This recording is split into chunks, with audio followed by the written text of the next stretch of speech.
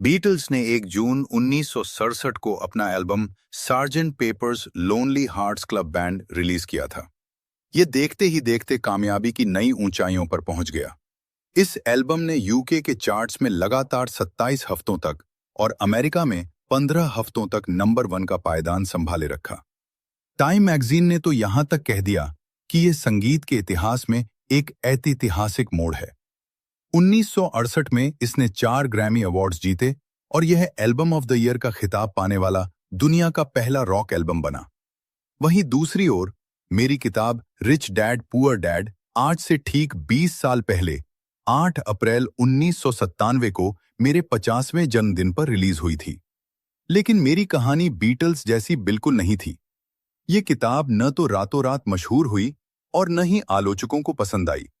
सच तो यह है कि इसके रिलीज होते ही आलोचनाओं का एक ऐसा तूफान उठा जिसने सब कुछ हिलाकर रख दिया। रिच डैड पुअर डैड को शुरुआत में मुझे खुद ही पब्लिश करना पड़ा, क्योंकि जिस भी पब्लिशर के पास मैं गया उसने मुझे मना कर दिया। कुछ रिजेक्शन लेटर्स में तो यहां तक लिखा था, आपको पता ही नहीं है कि आप किस बारे में बात कर रहे हैं। तब मुझे एहसास हुआ कि ज्यादातर पब्लिशर्स मेरे पढ़े लिखे गरीब पिता की तरह सोचते हैं, न कि मेरे अमीर पिता की तरह।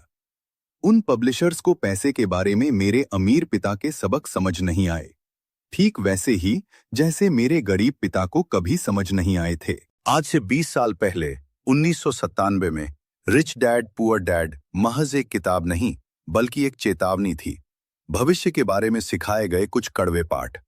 आज 20 साल बीत चुके हैं। दुनिया भर में लाखों लोग अब मेरे अमीर पिता की उन चेतावनियों और भविष्य के उन सबक को कहीं बेहतर तरीके से समझ पा रहे हैं। आज जब लोग पीछे मुड़कर देखते हैं तो वे कहते हैं कि उनके सबक भविष्यवाणियां थे, ऐसी भविष्यवाणियां जो सच साबित हुईं। उनमें से कुछ सबक ये हैं। अमीर पिता का सबक नंबर 1, अमीर लोग पैसे के लिए काम नहीं करते। 20 साल पहले कई प्रकाशकों ने मेरी किताब को सिर्फ इसलिए ठुकरा दिया था क्योंकि वे अमीर पिता के इस पहले सबक से सहमत नहीं थे। उन्हें ये बात चुभती थी। लेकिन आज लोग अमीर और बाकी दुनिया के बीच बढ़ती इस गहरी खाई को साफ देख पा रहे हैं। 1993 से 2010 के बीच संयुक्त राज्य अमेरिका की राष्ट्रीय आय में हुई कुल वृद्धि का 50% से अधिक हिस्सा केवल उन 1% सबसे अमीर लोगों की जेब में गया। और तब से हालात सिर्फ बदतर ही हुए हैं। यूनिवर्सिटी ऑफ कैलिफोर्निया के अर्थशास्त्रियों ने पाया कि 2009 और 2012 के बीच आय में हुई कुल बढ़त का 95% हिस्सा भी उसी सबसे अमीर 1% वर्ग के पास गया। इसका असली सबक क्या है? यह कि बढ़ती हुई आय का लाभ उद्यमियों और निवेशकों को मिल रहा है, उन कर्मचारियों को नहीं जो अपनी पूरी जिंदगी सिर्फ पैसे के लिए काम करते हैं। अमीर पिता का सबक, बचत करने वाले लोग हार जाते हैं। 20 साल पहले प्रकाशकों ने अमीर पिता के इस सबक का सबसे ज्यादा विरोध किया था। गरीब और मध्यम वर्ग के लिए पैसा बचाना एक धर्म की तरह है, एक ऐसी वित्तीय उम्मीद जो उन्हें गरीबी से बचाएगी और इस क्रूर दुनिया से सुरक्षा देगी। बहुत से लोगों के लिए बचत करने वालों को हारने वाला कहना भगवान का नाम गलत तरीके से लेने जैसा। रिच डैड पुअर डैड सबक, एक तस्वीर 1000 शब्दों के बराबर होती है। जरा डाउ जोन्स इंडस्ट्रियल एवरेज के पिछले 120 सालों के चार्ट पर नजर डालिए। इसे देखते ही आप समझ जाएंगे कि बचत करने वाले लोग हारने वाले कैसे और क्यों बन गए।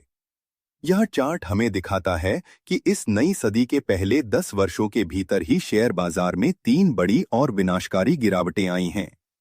नीचे दिया गया विवरण इन 3 क्रैश को स्पष्ट करता है।